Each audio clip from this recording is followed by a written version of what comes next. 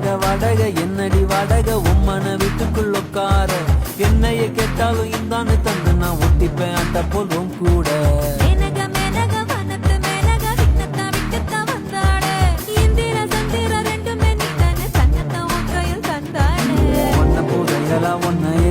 வச்சிருப்பேன் ரொம்ப பத்திரமா சின்ன சிரிப்புல என்ன வளச்சிட்ட சித்தன வாசலிட்டு